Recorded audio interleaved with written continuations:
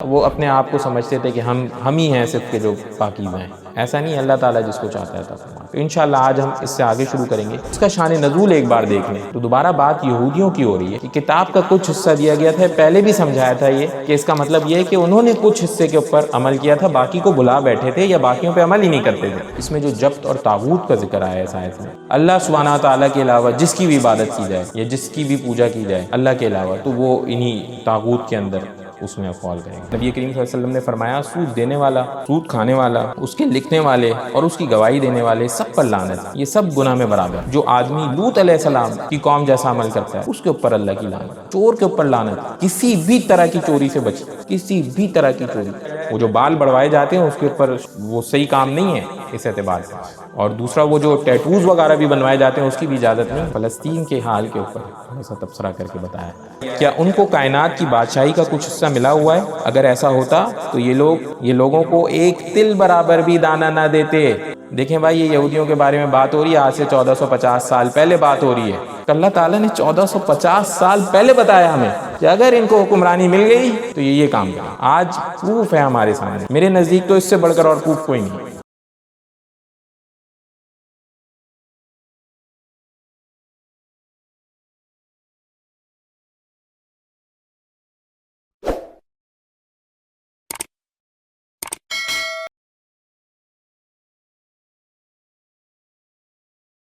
السلام علیکم. الحمدللہ نحمده ونستعینه ونستغفره ونؤمن به ونتوکل علیہ ونعوذ باللہ من شرور انفسنا ومن سیئات اعمالنا من يهده اللہ فلا مضل له ومن يضلله فلا هادی له ونشهد ان لا الہ الا اللہ وحدہ لا شریک له ونشهد ان محمدا عبده ورسولہ. اما بعد فقد قال اللہ سبحانہ وتعالی فی کلامہ المجید. اعوذ باللہ من الشیطان الرجیم. بسم اللہ الرحمن الرحیم. الم تر الی الذین اوتوا نصیبا من الکتاب یؤمنون بالجبت والطاغوت ویقولون للذین کفروا هؤلاء اہدی من الذین آمنوا سبیلا.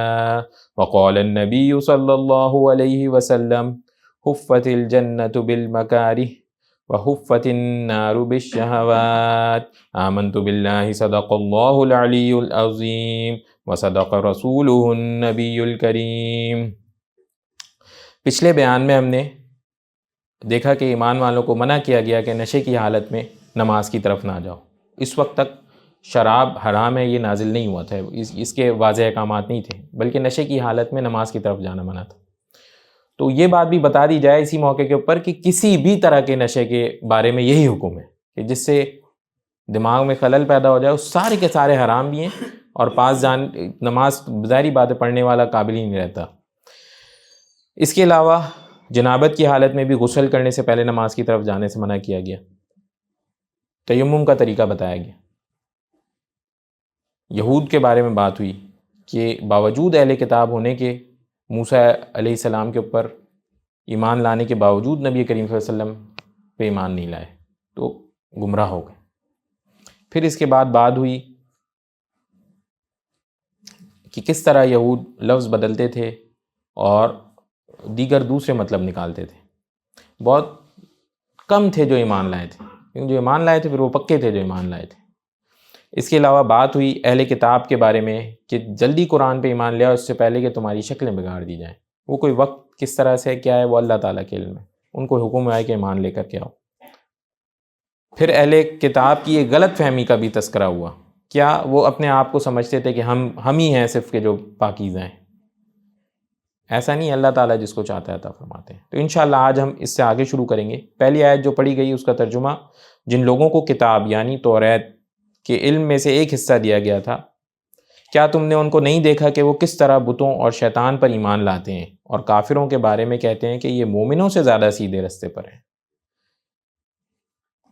تو دوبارہ بات یہودیوں کی ہو رہی ہے کہ کتاب کا کچھ حصہ دیا گیا تھا. پہلے بھی سمجھایا تھا یہ کہ اس کا مطلب یہ ہے کہ انہوں نے کچھ حصے کے اوپر عمل کیا تھا، باقی کو بھلا بیٹھے تھے یا باقیوں پہ عمل ہی نہیں کرتے تھے. تو ان کے بارے میں کیا کہا جا رہا ہے؟ کیا تم نے ان کو نہیں دیکھا کہ وہ بتوں اور شیطانوں پر ایمان لاتے ہیں؟ انا للہ و انا الیہ راجعون. یہ اہل کتاب کے لیے تو یہ سب سے زیادہ افسردہ حال ہے کہ وہ بتوں کے اوپر ایمان لانے والی کیا بات ہے. تو اس کا شان نزول ایک بار دیکھ لیں. شان نزول میں کیا ہے کہ حضرت عبداللہ بن عباس رضی اللہ عنہ سے روایت ہے کہ یہود کے سردار اپنی ایک جماعت کے ساتھ جنگ احد کے بعد قریش مکہ سے ملنے آئے. کعب بن اشرف ابو سفیان رضی اللہ عنہ جو ابھی مسلمان نہیں ہوئے تھے، ان کے سردار بھی تھے، کہ پاس آئے اور ان سے نبی کریم صلی اللہ علیہ وسلم کے خلاف ان کے ساتھ تعاون کرنے کا وعدہ کیا. یعنی یہ احد کے بعد کی باتیں شاید آپ لوگوں کو یاد ہو، مسلمانوں کو نقصان بھی ہوا تھا، یہ آ گئے کہ جی ہم ساتھ آپ کا دیں گے اور مسلمانوں کے اوپر حملہ کریں گے. تو آئے اور آ کر کے بات ہوئی. تو اب یہ جانتے تھے کہ یہود ہیں. اب کیا ہوا، اہل مکہ نے کعب بن اشرف سے کہا تم ایک دھوکہ دینے والی قوم ہو، اگر تم واقعی اپنے قول میں سچے ہو تو ہمارے ان دو بتوں جبت اور طاغوت کے سامنے سجدہ کرو. یہ آیت میں پیچھے آیت ہے عربی میں انشاءاللہ اس کی آگے وضاحت کر دوں گا. ان کو سجدہ کرنے کو کہا اس نے. اور کیوں کہا دھوکے باز قوم ہو؟ کیونکہ مسلمانوں کے ساتھ بھی ان کا کسی نہ کسی درجے میں کوئی معاہدہ تھا کہ ہم دھوکہ نہیں دیں گے، کوئی یعنی ایک دوسرے کی مدد کریں گے، اور لیکن یہ دھوکہ دیتے تھے. تو کہا تم دھوکہ دینے والی قوم ہو لیکن اس کے سامنے سجدہ کرو تو پھر ہم مانیں گے. تو جناب ایسا ہوا کہ چنانچہ اس نے قریش کو مطمئن کرنے کے لیے ایسا ہی کیا. اس کے بعد کعب نے قریش سے کہا کہ 30 آدمی تم میں سے اور 30 آدمی ہم میں سے سامنے آئیں تاکہ رب کعبہ کے ساتھ اس چیز کا عہد کریں کہ ہم سب مل کر محمد صلی اللہ علیہ وسلم کے خلاف جنگ کریں گے. کعب کی اس تجویز کو قریش نے پسند کیا اور اس طرح سے انہوں نے مسلمانوں کے خلاف ایک متحدہ محاذ قائم کر دیا. اس کے بعد ابو سفیان نے کعب سے کہا کہ تم اہل علم ہو، اہل کتاب ہو، جانتا تھا، تو تمہارے پاس اللہ تعالیٰ کی کتاب ہے لیکن ہم بالکل جاہل ہیں، اس لیے آپ ہمارے متعلق بتائیں کہ ہم حق پر چلنے والے ہیں یا محمد صلی اللہ علیہ وسلم. کعب نے پوچھا کہ تمہارا دین کیا ہے؟ ابو سفیان رضی اللہ عنہ نے کہا ہم حج کے لیے اپنے اونٹوں کو ذبح کرتے ہیں، مہمانوں کی ضیافت کرتے ہیں، اپنے قریب میں جو اپنے رشتہ دار ہیں ان کے ساتھ تعلق کو قائم رکھتے ہیں، اور بیت اللہ کا طواف اور عمرہ کرتے ہیں. اس کے برخلاف محمد صلی اللہ علیہ وسلم نے اپنے آبائی دین کو چھوڑ دیا ہے، وہ اپنوں سے علیحدہ ہو چکے ہیں، اور اس نے ہمارے قدیم دین کے خلاف اپنا ایک نیا دین پیش کیا ہے. ان باتوں کو سن کر کعب بن اشرف نے کہا کہ تم لوگ حق پر ہو. اہل کتاب میں سے ایک بندے نے کہا کہ تم لوگ حق پر ہو، جبکہ وہ جانتا تھا کہ بتوں کی پوجا کرتے ہیں. ساتھ ساتھ خانہ کعبہ میں انہوں نے بت جمع کیے ہیں، صفا مروہ کے اوپر انہوں نے بت رکھے ہوئے ہیں، جانتا تھا. اس کے باوجود انہوں نے کہا تم لوگ حق پہ ہو، نبی کریم صلی اللہ علیہ وسلم حق پہ نہیں. اہل کتاب یہ تو کسی صورت میں بھی اجازت نہیں دے سکتا نا کہ اللہ کے ساتھ شریک کر جاؤ بھائی. لیکن خیر یہ بھی تو مشرکی تھے کسی حد تک. تو محمد صلی اللہ علیہ وسلم معاذ اللہ گمراہ ہو چکے ہیں.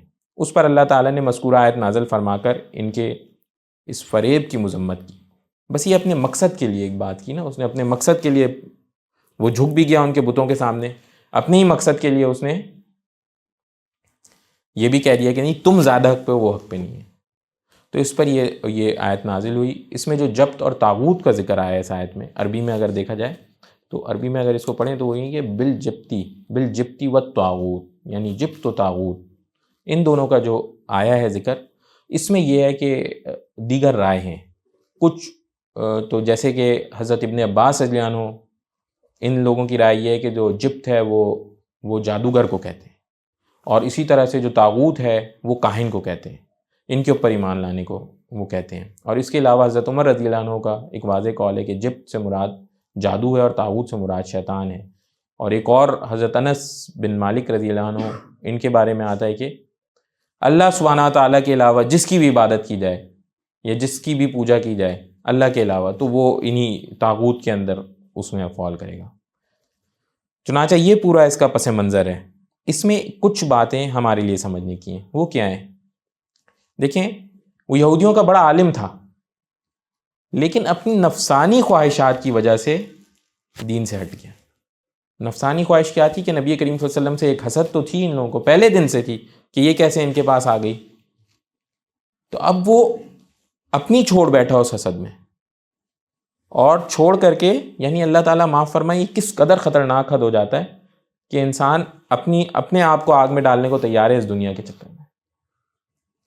آج بھی اگر ہم دیکھیں آج بھی ہم اپنا حال دیکھیں، مسلمانوں کا حال دیکھیں، تو ہم کئی سارے کام ایسے کرتے ہیں کہ جو اللہ سبحانہ تعالیٰ کے احکامات کے واضح طور پر خلاف ہیں، اور نتیجہ ملتا جلتا ہوگا، یعنی جو ان لوگوں کے ساتھ اس دور میں ہوا وہ آج ہمارے ساتھ اس دور میں ہوگا، کیونکہ حرکتیں ایک ہی ہیں۔ تو ایمان نہیں لائے پوری طرح سے، جو حکم ہوا پوری طرح سے نہیں کیا، نقصان اٹھائیں گے۔ ہمارے لیے کیا ہے بھائی، دین کے کسی حکم کو اپنی خواہشات کی وجہ سے زائل نہ کریں، دین کے احکامات کو سمجھیں، اس پہ پورا پورا عمل کریں، اور بغیر کسی ڈر و خوف کے کریں۔ ایسا نہیں کریں گے تو وہ مسئلے زیادہ ہیں، بھائی، مسئلے زیادہ ہیں۔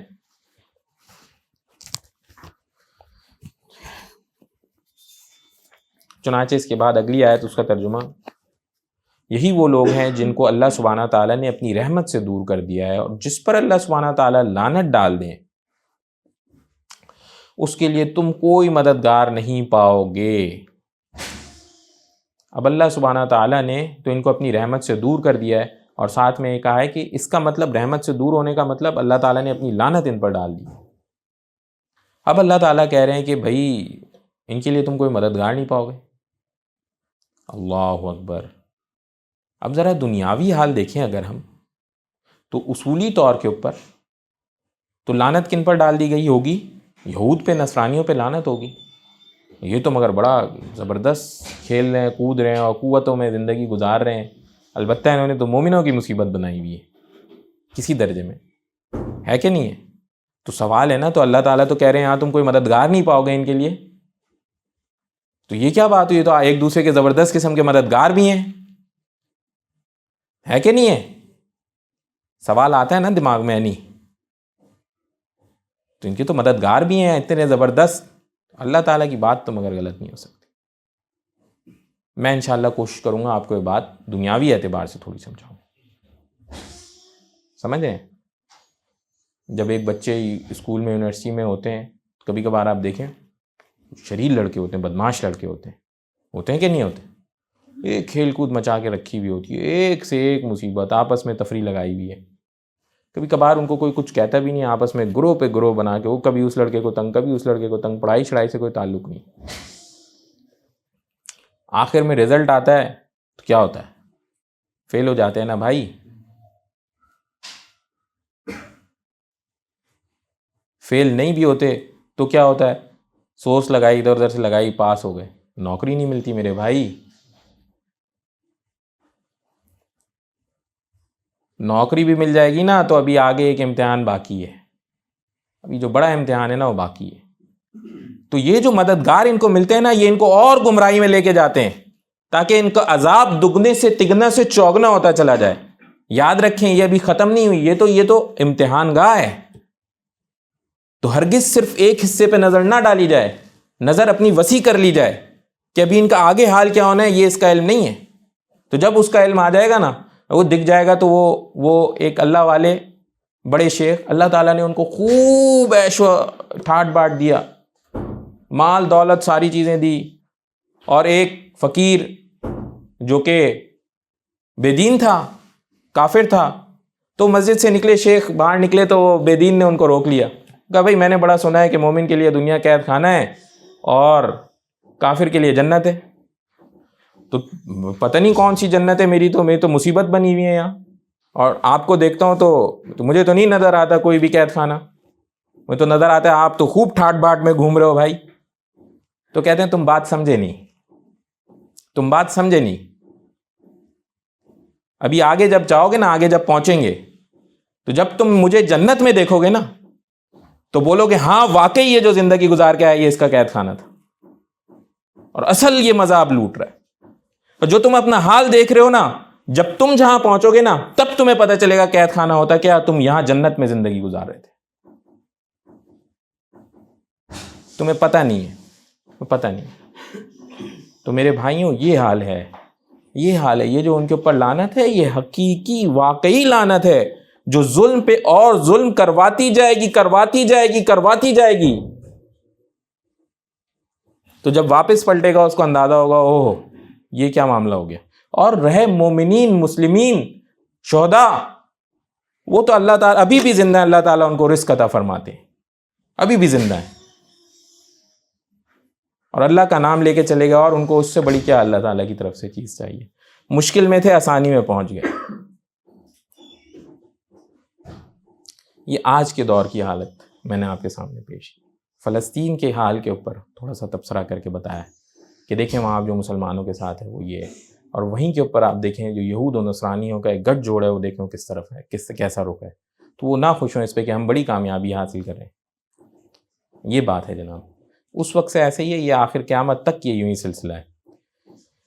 چنانچہ لعنت والے عمل کیا کیا ہیں وہ سمجھ جانے چاہیے، مسلمانوں کو بھی پتہ ہونے چاہیے، مومنین کو بھی پتہ ہونا چاہیے۔ دیگر احادیث کو کچھ کو میں نے جمع کیا ہے انشاءاللہ، باقیوں کے اوپر کسی اور وقت کسی اور موقع کے اوپر ڈیٹیل میں بات ہو سکتی ہے۔ بہرحال ایک حدیث میں آتا ہے نبی کریم صلی اللہ علیہ وسلم نے فرمایا سود دینے والا، سود کھانے والا، اس کے لکھنے والے اور اس کی گواہی دینے والے سب پر لعنت، یہ سب گناہ میں برابر ہے۔ سود دینے والا، لینے والا، کھانے والا، لکھنے والا سب برابر ہے۔ اللہ تعالی ہمارے ملک کے اوپر رحم فرمائے، مومنین مسلمین کے اوپر رحم فرمائے، آمین۔ یہ دیکھیں آپ لوگوں کے سامنے کھلم کھلا سود چلتا ہے یہاں، تو لعنت، اللہ تعالی کی رحمت دور۔ اس وقت تو حال یہ ہے کہ کوئی ایک بندہ بھی پاکستانی اس کے غبار سے نہیں بچا ہوا، کیونکہ ہم ٹیکس پے کرتے ہیں، اور ٹیکس نہ چاہتے ہوئے بھی جو بندہ پیٹرول خریدتا ہے ٹیکس دیتا ہے، کھانے کی کوئی چیز خریدتا ہے اور ٹیکس دیتا ہے، اور ٹیکس کا ایک حصہ جو ہے وہ سود اتارنے میں لگتا ہے جو ہم نے لیا ہوا ہے، تو نہ چاہتے ہوئے بھی اس کے غبار میں آئے ہوئے ہیں، نہ چاہتے ہوئے بھی۔ چنانچہ ایک اور حدیث، اس میں جو آدمی لوط علیہ السلام کی قوم جیسا عمل کرتا ہے اس کے اوپر اللہ کی لعنت ہے۔ پھر ایک اور حدیث میں آتے ہیں نبی کریم صلی اللہ علیہ وسلم فرماتے ہیں کہ چور پر لعنت، جو انڈے اور رسی جیسی حقیر چیز کی چوری تک سے بھی گریز نہیں کرتا، چور کے اوپر لعنت ہے۔ کسی بھی طرح کی چوری سے بچے، کسی بھی طرح کی چوری پہ لعنت ہے، یعنی چھوٹی چیز ہو چاہے بڑی چیز ہو، کوئی چیز کبھی اٹھانی نہیں ہے۔ یہ بچوں کو بھی اس طرح سکھائیں، کبھی غلطی سے کسی اور کی کوئی چیز لے آئیں، پوچھیں کہاں سے لاؤ بھائی، جس کی ہے واپس کر کے آؤ، جہاں سے لاؤ ادھر واپس دو، یا تو خرید کے لاؤ۔ اور اتنا دھیان دیں بچوں کو، پہلے بچپن سے نفرت ڈالیں چوری سے، یہ نہیں لینی کسی کی چیز۔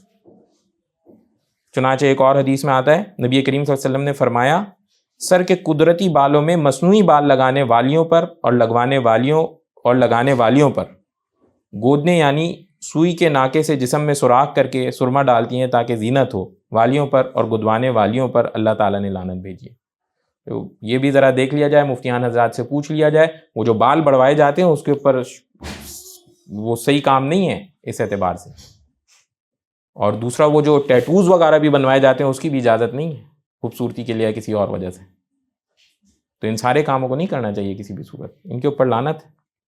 چنانچہ ایک اور حدیث میں آتا ہے نبی کریم صلی اللہ علیہ وسلم نے فرمایا اللہ سبحانہ تعالیٰ لعنت بھیجتے ہیں شراب پر اور اس کے پینے والے پر، پلانے والے پر، اس کے بیچنے والے پر، خریدنے والے پر، اس کے نچوڑنے والے پر، اس کے اٹھانے والے پر اور منگوانے والے سب پر، جتنے لوگ اس سرکل میں ساروں پر لعنت۔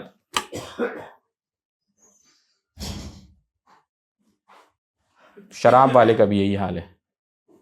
تو کبھی غلطی سے بھی اللہ تعالیٰ مومنین کو، نبی کریم صلی اللہ علیہ وسلم کے بارے میں آتا ہے، حالانکہ وہ تو مشرکین میں پیدا ہوئے، اس کے باوجود کبھی کوئی شرک والا کام نہیں کیا، سبحان اللہ۔ تو اللہ تعالیٰ دلوں میں ایمان کے ساتھ پیدا کرتے ہیں، صحیح بخاری کی حدیث ہے۔ تو ہم اللہ تعالیٰ سے دعا کریں اللہ ساری زندگی گزر جائے غلطی سے بھی آپ کی حرام کردہ چیز ہمارے منہ پہ نہ لگے، انشاءاللہ، آمین۔ چنانچہ اس کے بعد اگلی آیت، کیا ان کو کائنات کی بادشاہی کا کچھ حصہ ملا ہوا ہے؟ اگر ایسا ہوتا تو یہ لوگوں کو ایک تل برابر بھی دانہ نہ دیتے۔ دیکھیں بھائی، یہ یہودیوں کے بارے میں بات ہو رہی ہے، آج سے 1450 سال پہلے بات ہو رہی ہے۔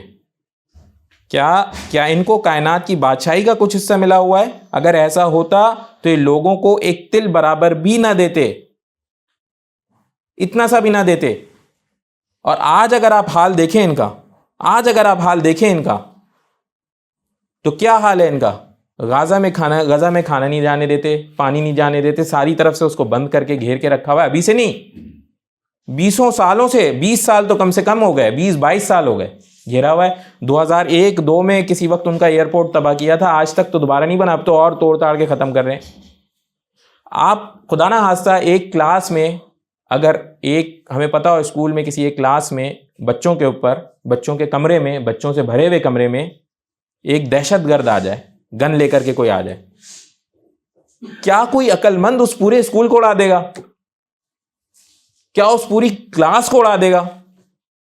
یہ تو میں واضح طور پہ لفظ دہشت گرد کا کہہ رہا ہوں, جبکہ وہاں تو بات ہی کچھ اور ہے. وہ فریڈم فائٹرز ہیں, وہ اپنے ملک کو بچانا چاہتے ہیں, ان سے مجاہدین ہیں جو لڑ رہے ہیں اس لیے کہ ہم اپنے ملک کو بچائیں. بھائی یہ تو قابض ہوتا چلا جا رہا ہے, جو چھوڑے گا ہی کچھ نہیں. تو وہ اگر تھا بھی ان کے نزدیک, اگر وہ دہشت گرد بھی تھے, تو اس چیز کی اجازت کہاں سے ملتی ہے کہ جو نظر میں آئے سب کو اڑا دو؟ یہ کہاں سے بناتے ہو بھائی؟ اور دیکھیں آپ کے سامنے کھانا نہیں دیتے, ٹھیک ہے محاصرہ کرنا چاہتے ہیں, اور محاصرہ کر کے یہ کوئی اپنا لائے عمل بنانا چاہتے ہیں, تو گولہ باری کیوں کرتے ہیں؟ خواتین, بچوں کو, بوڑھوں کو اسکولوں پہ اور اس طرح کی جگہوں پہ یہ کیوں بم گراتے پھرتے ہیں بغیر ڈر خوف کے؟ تو آپ سے لاسٹ ٹائم جب میں نے ادھر بات کی تھی, میں نے کہا تھا اگر اللہ تعالیٰ ان کو خدا نہ خواستہ پوری دنیا پہ حکمرانی دے دے تو سبوں کی تھوڑی سی حالت غیر ہو گئی تھی. اللہ نہ کرے کہ خدا نہ خواستہ ان کو حکمرانی مل جائے. تو یہ تو دوسروں کو واقعی جانوروں سے بدتر, یعنی یہ تو آپ سوچیں خدا نہ خواستہ جانوروں کو بھی ایک جگہ جمع کر کے بند کیا جائے اور اوپر اس کے کوئی میزائل ڈال دیا جائے, تو دل کو کیسا خوف آتا ہے کہ اللہ یہ بے قصور جانور ان کا کیا ہے, وہ انسانوں کے ساتھ یہ معاملہ کر رہے, تو یہ کیسے حکمران ہوں گے؟ تو اللہ تعالیٰ نے 1450 سال پہلے بتایا ہمیں کہ اگر ان کو حکمرانی مل گئی تو یہ کام کریں گے. آج پروف ہے ہمارے سامنے, یہ میرے نزدیک تو اس سے بڑھ کر اور پروف کوئی نہیں ہے. چنانچہ اس سے اگلی آیت, اس کا ترجمہ,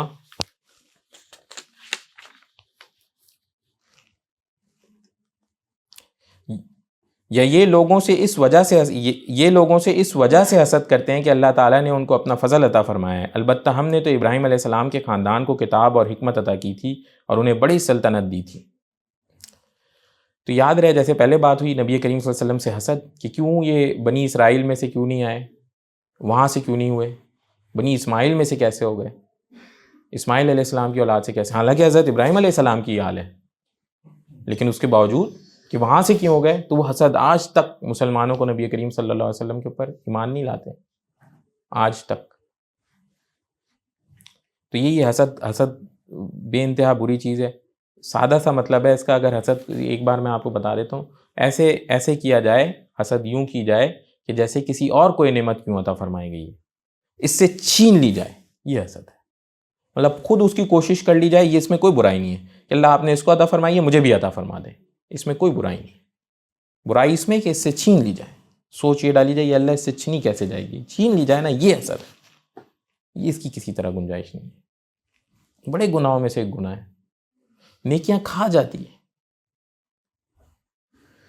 چنانچہ اگلی آیت, اس کا ترجمہ, چنانچہ ان میں سے کچھ اس پر نبی کریم صلی اللہ علیہ وسلم پر ایمان لائے اور کچھ نے اس سے منہ موڑ لیا, اور کافی ہے ان کافروں کے لیے دوزخ کی بھڑکتی ہوئی آگ.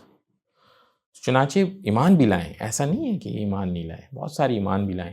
آج بھی بہت سارے یہودی کھلم کھلا اس کی مخالفت کرتے ہیں. اسرائیل جو یہ اس وقت کام کر رہا ہے اس کی مخالفت کرتے ہیں. سارے کے سارے ایک جیسے نہیں ہوتے, یعنی پورے کے پوروں کے اوپر ایک بات کرنے کا مقصد کیا ہوتا ہے, اکثر اس میں سے ایسے, زیادہ تر اس میں سے ایسے, زیادہ تر لوگ یوں ہیں. بہرحال ایمان لانا چاہیے, جتنے ایمان لے آئے وہ تو بالکل کامیاب ہیں, اس میں کوئی شک نہیں ہے. اور دوسروں کے لیے بھڑکتی ہوئی آگ ہے, وہ واضح طور پہ. چنانچہ اگلی آیت, اس کا ترجمہ, بے شک جن لوگوں نے ہماری آیتوں سے انکار کیا ہے ہم انہیں عنقریب آگ میں داخل کریں گے. جب بھی ان کی کھالیں جل جائیں گی تو ہم انہیں ان کی کھالیں بدل دیں گے تاکہ وہ عذاب کا مزہ چکھتے رہیں. بے شک اللہ سبحانہ وتعالیٰ زبردست حکمت والے ہیں. اللہ اکبر. بھئی یہ کوئی عام بات نہیں ہے, یہ کوئی عام بات نہیں ہے, یہ کوئی عام بات نہیں ہے. اس پہ ذرا غور و فکر کیا جائے. پہلی بات تو اس میں سب سے خطرے کی کیا ہے, جن لوگوں نے آیتوں کا انکار کیا ہے, جن لوگوں نے آیتوں کا انکار کیا ہے ان کو ایسا عذاب دیں گے. ہر موقع کے اوپر یہ بات کرتے رہا کریں کہ یہ قرآن حق ہے, اس میں کوئی بات غلط نہیں ہے بھائی. مجھ میں کمی کوتاہی کمزوری ہو سکتی ہے، یہ پورا اس کے سارے احکامات حق ہیں. ہو سکتا ہے مجھے ابھی کوئی بات سمجھ میں نہیں آئی، مجھ سے ہوتا ہے نا لوگوں کو، اتنی بڑی کتاب ہے تو ہو سکتا ہے کوئی ایک آدھ بات سمجھ میں نہیں آئی ہو، مجھے صحیح سے علم نہیں ہو. اس کے حق ہونے میں کوئی شک و شبہ اتنا سا بھی نہیں ہونا چاہیے. تو واضح رہے یہ بات، کیونکہ یہ وعید انہی لوگوں کے لیے جو آیتوں کے اوپر انکار کرتے ہیں، کھلی انکار کرتے ہیں. نظریں جھکانے کا حکم ہے، واضح حکم ہے. خدا نہ خواستہ کسی بھی بہانے سے دیکھتے ہیں تو بھائی یہ اللہ تعالیٰ سے ڈریں، بولیں کہ بھائی ایمان تو لاتے ہیں، اس کے اوپر میرے اندر کوئی کمی کوتاہی ہے، شدید گناہ گار ہوں. نماز پڑھنے کا واضح حکم ہے، نماز چھوڑتے ہیں لیکن یہ سوچتے ہیں کہ بھائی نماز پڑھنا لازم ہے. ہاں کچھ اللہ والے رحم فرمائیں، آج کل کے دور میں ایسے مسلمان بھی ہو گئے کہ یہ نماز سے کیا ہوتا ہے، پردہ دل کا ہونا چاہیے. انا للہ و انا الیہ راجعون. یہ کوئی نئے قسم کا دین نہ لے آئیں. تو یہ جتنے لوگ ہیں ڈریں اس چیز سے کہ وہ اللہ تعالیٰ کی آیتوں کا، واضح آیتوں کا انکار کرتے ہیں. تو ان کے لیے کہا کہ بھڑکتی ہوئی آگ ہے. اور جو دوسری سب سے خطرناک بات ہے نا اس میں، وہ کیا ہے کہ جب ان کی کھالیں جل جائیں گی تو ان کو دوبارہ سے کھالیں دی جائیں گی، وہ پھر جلائی جائیں گی.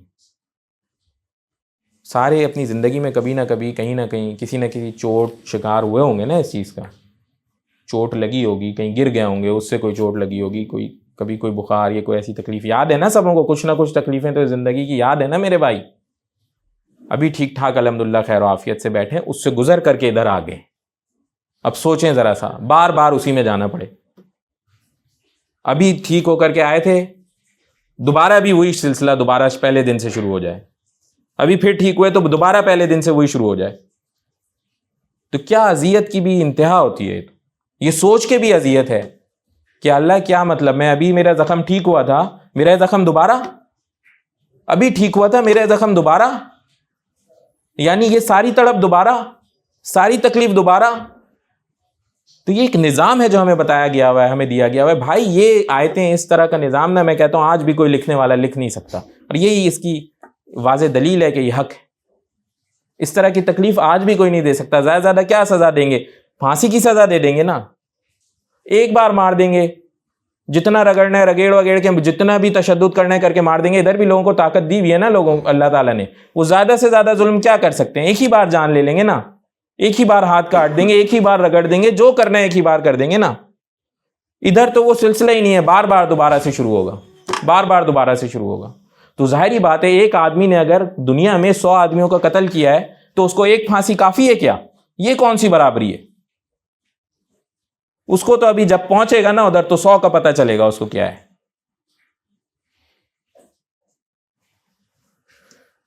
چنانچہ اگلی آیت، اس کا ترجمہ: اور جو لوگ ایمان لائیں اور انہوں نے نیک اعمال کیے ہیں ان کو ایسے باغات میں داخل کریں گے جن کے نیچے نہریں بہتی ہوں گی، جن میں وہ ہمیشہ ہمیشہ رہیں گے. وہاں ان کے لیے پاکیزہ بیویاں ہوں گی اور ہم انہیں گھنی چھاؤں میں داخل کریں گے. چنانچہ اللہ تعالیٰ نے ایمان والوں کو آخر میں اس کے بتایا کہ بھائی دیکھ لو، ایسے حالات، ایسے اچھے حالات میں جاؤ گے. ایک تو پہلی بات، ہمیشہ ہمیشہ رہیں گے انشاءاللہ سارے، انشاءاللہ ہم سارے کے سارے انشاءاللہ. پھر دوسری بات کیا کہی گئی کہ ایک عجیب اللہ تعالیٰ نے چیز بتائی ہے کہ وہاں گھروں کے نیچے نہریں بہتی ہوں گی. یہ نیچے نہریں بہتی ہوں گی. آج بھی اگر ذرا دیکھیں، سوچیں تو کتنا خوب ہو کہ گھروں کے پاس سے اچھی نہریں بہہ رہی ہوں، صاف ستھرا پانی میسر ہو اور انسان کے استعمال کرنے کے لیے ہو. کیا خوب بات ہے. کتنے سارے ابھی بھی ادھر پہاڑی علاقوں میں ادھر جائیں جن کو چشمے کا پانی ملتا ہے صاف، بڑا اس کو انجوائے کرتے ہیں لائف کو، بہترین کوالٹی کا پانی ادھر بھی. تو وہاں کیا سلسلہ ہوگا اللہ کے علم میں. پھر اس کے ساتھ اور بھی بہت ساری چیزیں جو اللہ تعالیٰ نے اپنے نیک بندوں سے وعدہ کی. اور سب سے اہم بات یہ، ہمیشہ ہمیشہ رہیں گے، ہمیشہ ہمیشہ کی مہمان نوازی. کوئی پریشانی نہیں ہے، ٹینشن نہیں ہے کہ ابھی تو کب، ابھی تو کب. چنانچہ ایک حدیث نبی کریم صلی اللہ علیہ وسلم نے فرمایا کہ اللہ تعالیٰ نے فرمایا، میں نے اپنے نیک بندوں کے لیے وہ چیزیں تیار کر رکھی ہیں کہ نہ کسی آنکھ نے اس جیسی کسی چیز کو دیکھا ہے، نہ کسی کان نے اس کے بارے میں سنا ہے، اور نہ کسی انسان کے دل میں کبھی اس کا خیال آیا ہے. تو جنت کی جتنی محنت بھی کر لینا، جتنا بھی تصور کرنا چاہے، تو یہ تو اللہ تعالیٰ نے کچھ چیزیں بتائی ہیں جسی کے اوپر دل راضی ہو جاتا ہے کہ اللہ اگر اتنی بھی مل جائے تو انشاءاللہ مزہ آ جائے. تو ان ساری کے باوجود بھی اللہ تعالیٰ کہہ رہے ہیں کہ جتنا سوچ سکتے ہو سوچ لو، اس کی انتہا پہ، اس کی سمجھ پہ پہنچ نہیں پاؤ گے. اور یہ کوئی مشکل بات نہیں ہے، اس دنیا میں بھی اس بات کا اندازہ لگایا جا سکتا ہے۔ کیسے کسی اور بہت دور دیکھنے کی ضرورت نہیں ہے، صرف اپنے اوپر نظر ڈال لیں کہ کیا نظام ہے بھائی، یہ کیا نظام ہے، کیا آنکھیں ہیں، کیا یہ ہاتھ ہیں، یہ کوئی عام ہے؟ بناؤ نا بھائی ایسا، پھر بنا سکتے ہو تو بنا کے تو دکھا دو، تصور ہی کر کے دکھا دو کہ اس طرح کی آنکھ بنا دیں گے۔ ایک نہیں بنا سکتے بھائی، اس طرح کا دل بنا دو ایک، ابھی بھی کیا کرتے ہیں اس کا نکال کے اس میں لگا دو، اس کا نکال کے اس میں کر دو، خود بنانے میں تو ابھی چھوڑ دیں۔ یہ دماغ کیا چیز ہے، چوٹ لگے گی خود ہی ٹھیک ہوتا چلا جائے گا انشاءاللہ۔ تو یہ کیا ماجرا ہے بھائی، کوئی عام ہے؟ یہ کوئی عام نظام دیا ہوا ہے؟ اسی کے اوپر کہا مفت فری، ایسی آنکھیں فری جو دیکھو جتنی دور دیکھ سکتے ہو، فری، کچھ بھی نہیں ہے، کوئی کاسٹ نہیں ہے۔ تو جو بنانے والا یہ بنا سکتا ہے نا، وہ واقعی جنت بھی ایسی دے سکتا ہے بھائی، پکی بات ہے یہ انشاءاللہ، کوئی دوسری بات نہیں ہے۔ تو نشانیوں کے لیے اپنا آپ ہی کافی ہے، ادھر ادھر دیکھنے کی ضرورت نہیں ہے انشاءاللہ۔ چنانچہ بس یہ اتنا ہی، آج اس کو مکمل کریں گے۔ اس کے بعد تھوڑی سی بات، ایک حدیث اور رہ گئی، وہ بھی انشاءاللہ آپ لوگوں کے سامنے پیش کر دیتا ہوں۔ نبی کریم صلی اللہ علیہ وسلم نے فرمایا جنت مشکل کاموں میں گھری ہوئی ہے اور دوزخ اپنی نفس کی خواہشات میں گھری ہوئی ہے۔ جنت مشکل کاموں میں، بھائی صبح اٹھ کے فجر کے لیے نماز پڑھنی پڑے گی، مشکل کاموں میں۔ یہ ایک چیز بتا دی، اور کوئی نہیں دیکھ رہا، تنہا ہو، کوئی دیکھنے والا نہیں ہے، گناہ کو چھوڑنا پڑے گا، شیطان سے دور ہونا پڑے گا، نہ چاہتے ہوئے بھی کچھ بھی ہو جائے اپنے رشتہ داروں سے تعلق جوڑ کے رکھنا ہوگا، اللہ تعالیٰ کے احکامات بجا لانے ہوں گے، نہ چاہتے ہوئے بھی مشکل کام ہے۔ حالانکہ لطف آنا شروع ہو جاتا ہے جب پتہ چل جائے کہ اللہ کی رضامندی ہے اس میں۔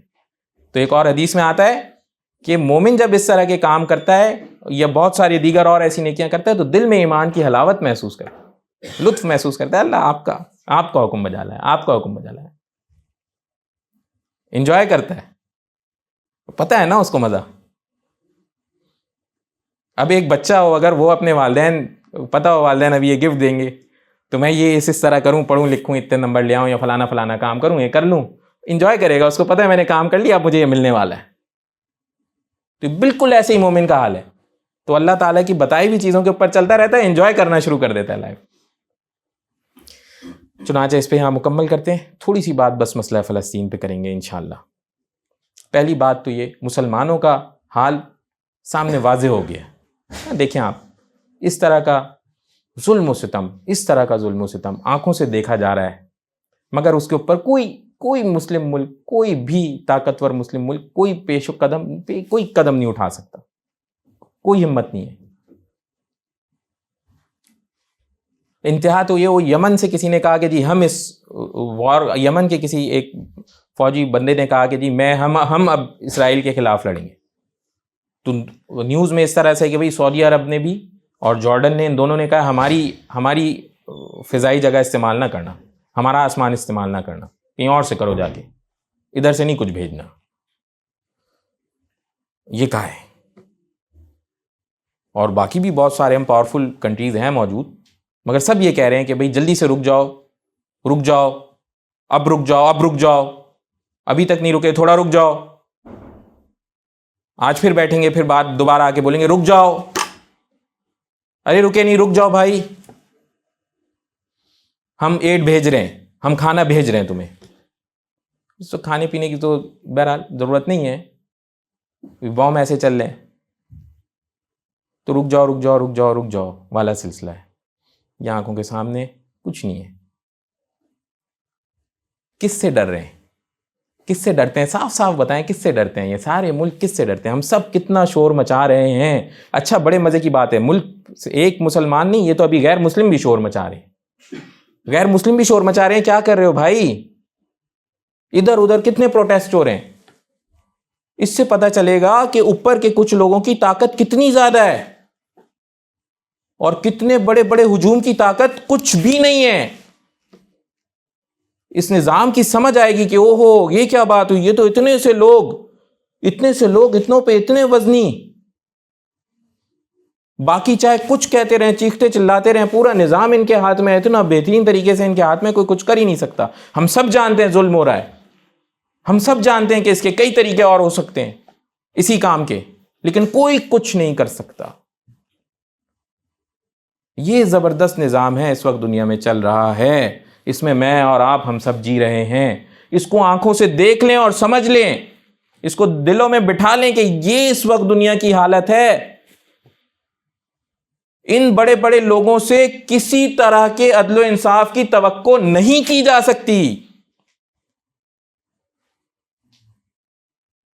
جو انسانوں کے خون کے اوپر نہیں روک سکتے ہوں، ان سے کس طرح کا عدل و انصاف لیا جا سکتا ہے؟ یہ اس وقت کی حالت ہے. مسلمانوں کا کیا اس میں سچویشن ہے؟ ہم سمجھتے ہیں کہ ہم بہت طاقتور ہیں میرے بھائی، یہی ایسے ہی سمجھتے ہیں.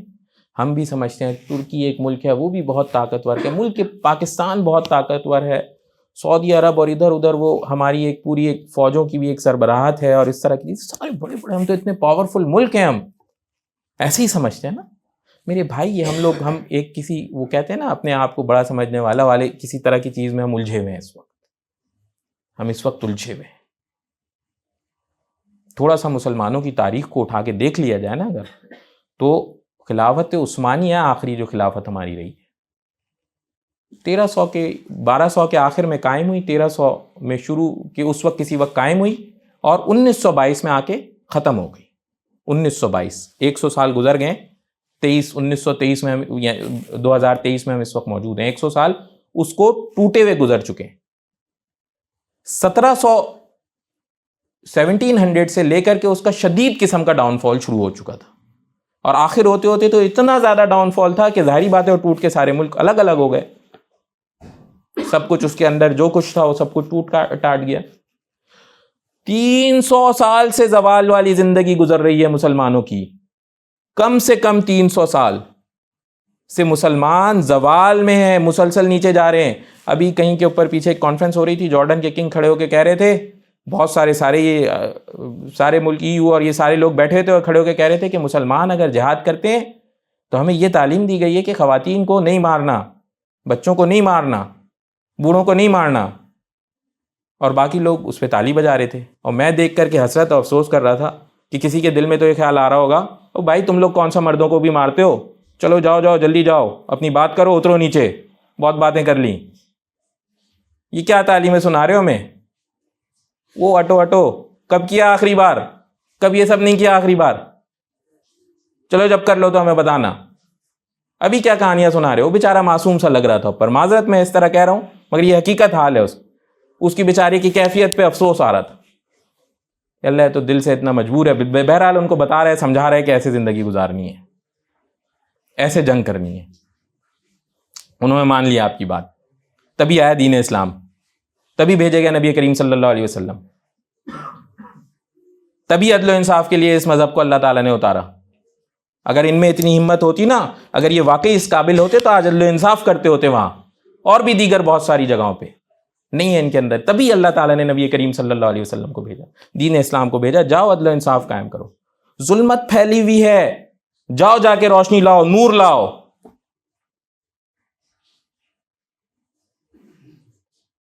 جو ان سے ہم امید لگا بیٹھے. چنانچہ ریسرچ دیکھ رہا تھا، ایک فاسٹسٹ جہاز اس وقت جو دنیا میں ہے، فاسٹسٹ جیٹ امریکہ کے پاس ہے. کیا نام ہے اس کا؟ X-15. اس کی اسپیڈ جو ہے وہ کتنی ہے؟ 7274 کلومیٹر پر آور. اور راکٹ انجن ہے اس کا، اس میں راکٹ بھی لگا ہوا ہے. کوئی فاسٹسٹ جیٹ ہے اس وقت دنیا میں. ہم لوگ جس جہاز کے اوپر جن لوگوں نے سفر کیا ان کو شاید نارمل جو جہاز ہے وہ چلتا ہے 1000 سمتھنگ کلومیٹر کی اسپیڈ کے اوپر، ٹاپ اسپیڈ پہ پہنچ گیا. F-16 جو ہے اس وقت پاکستان کے پاس بھی ہیں، ان ممالک کے پاس بھی ہیں، اس کی ٹاپ اسپیڈ 2200 سمتھنگ ہے. جو فاسٹسٹ جیٹ ہے امریکہ کے پاس، اس کی اسپیڈ 7000 کلومیٹر پر آور. کب بنا ہے بھائی؟ 1967 میں. کب بنا ہے؟ 1967 میں. تو سو رہے ہو کیا؟ ایسے ہی نہیں میں کہہ رہا 300 سال ہو گئے، یہ نہیں سمجھیں ابھی ہوا ہے. 5 سال ہوئے، 10 سال ہوئے، 15 سال ہوئے، 20 سال ہوئے، 25 ہوئے، 50، 75. نہیں 300 سال سے زوال میں ہو، نسلیں گزر گئی ہیں زوال میں، اور آج بھی حال کیا ہے کہ جو بچوں کے اسکول میں کون سا ڈے بنا رہے ہیں، وہ ہیئر ڈے بنا رہے ہیں، اس میں بال بنا کے آنے، انا للہ و انا الیہ راجعون۔ تم بنا لو بھائی بال اپنے، تم گا لو گانے، تم ناچ لو، پھر تیار ہو جاؤ اس کے لیے۔ ہر کی ریڈ لائن ہوتی ہے نا، ایک ریڈ لائن ہوتی ہے، میری زندگی میں ریڈ لائن کافی ہے جو میں دیکھ رہا ہوں، میری زندگی میں ریڈ لائن کافی ہے۔ آج یہ وہاں ہے، کل یہ ان کا جس دن دل چاہے گا یہ یہاں ہوں گے، کوئی روکنے والا ان کو روک نہیں سکتا، کوئی پکڑنے والا ان کو ان سے بچ نہیں سکتا۔ محافظین کو بھی ساروں کو ادھر ادھر کر دیں گے جہاں ان کا جب دل چاہے گا۔ تو میرے بھائیوں، کسی بھی طرح کی خوش فہمی میں نہ رہیں، اس کو جان جائیں کہ اب بھی وقت ہے، کوئی مسئلہ نہیں ہو۔ 313 بالکل کچھ بھی نہیں تھا ہاتھوں میں، جا کے ہزاروں کے اوپر کافی ہو جاتے تھے۔ اللہ تعالیٰ کی مدد اصل چیز ہے ہمارے لیے، اللہ کی مدد۔ ہم پہلا کام صرف یہ کریں، اللہ تعالیٰ کو اپنے آپ سے راضی کر لیں، پہلا کام یہ کریں، باقی سارے کام اللہ کے ذمے چھوڑ دیں، محنت کریں، اللہ کو راضی کریں۔ اس کے اوپر عزم کریں تمام حضرات، کہ ہم عزم کرتے ہیں کہ یا اللہ ہم آپ کو راضی کرنے کی پوری کوشش کریں گے انشاءاللہ، پوری کوشش کریں گے انشاءاللہ، ہر اعتبار سے اپنے اس وقت کی قدر کریں گے انشاءاللہ۔ بھئی یہ بات سوال کیا کریں، یقین مانیں یہ میرے اپنے بچی کے اسکول میں یہ دن بنایا جا رہا تھا، بالوں کا ڈے، تو میں نے تو ان کو خاص طور پہ اپنے گھر والوں سے کہا کہ جی ان کے استاد کو میسج تو کریں، ان سے پوچھیں تو ذرا اس کی وجہ کیا ہے، کیا حاصل کرنے لگے اس سے، کیا سیکھ رہے ہو، کیا سکھا رہے ہو، کیا کر رہے ہو بھائی۔ تو جو بھی کام کرنے لگے نا، ایک قدم اٹھانے لگے، صرف ذرا اپنے آپ سے سوال یہ کر لیں کہ کیا کر رہے ہیں، کیوں کر رہے ہیں، کیا وجہ اس کی۔ 300 سال سے جو زوال میں جا رہا اس کو یہ کرنا چاہیے۔ ہاں بھائی خود سوچیں نا، 300 سال سے زوال میں جا رہے ہیں، 1960 میں وہ خود ایسا جیٹ بنا کے بیٹھے ہیں، ہمیں کرنے کی کوئی گنجائش ہے؟ نہیں ہے میرے بھائی، نہیں ہے۔ اس خوش فہمی سے نکل آئیں کہ اللہ کا احسان مانیں، اللہ تعالیٰ نے زمین دی ہوئی ہے، کبھی ضرورت پڑے گی ان کو ادھر ادھر کرنا ہوگا، یہ کر دیں گے۔ تو ہم پہلی فرصت میں اپنے آپ کو سیریس کریں اس لائف کو لے کر کے انشاءاللہ۔ دوسرا عزم، نماز کے اوپر کوئی کمپرومائز نہیں انشاءاللہ، نماز کے اوپر کوئی کمپرومائز نہیں ہے، پکی بات ہے انشاءاللہ۔ دعا کر لیں، یا ارحم الراحمین یا ارحم الراحمین یا ارحم الراحمین، اللہم صلی علی محمد وعلی آل محمد کما صلیت علی ابراہیم وعلی آل ابراہیم انک حمید مجید، اللہم بارک علی محمد وعلی آل محمد کما بارکت علی ابراہیم وعلی آل ابراہیم انک حمید مجید، اللہم اعنی علی ذکرک و شکرک و حسن عبادتک۔ یا اللہ رب العالمین، یا ارحم الراحمین، ہماری خصوصی مدد فرمائیے، یا اللہ ہمارے گناہوں کو معاف فرمائیے، یا اللہ ہم تمام لوگوں کی تمام نیک جائز حاجات کو پورا فرمائیے، یا اللہ فلسطین کے مسلمانوں کی خصوصی مدد فرمائیے، یا اللہ امت مسلمہ کو یکجا ہونے کی توفیق عطا فرمائیے، یا اللہ آپ ہم سے راضی ہو جائیے، یا اللہ آپ ہمارے لیے کافی ہو جائیے، یا رب ان کے شرور سے ہمیں محفوظ فرمائیے۔ سبحان ربک رب العزت عما یصفون وسلام علی المرسلین والحمد للہ رب العالمین برحمتک یا ارحم الراحمین۔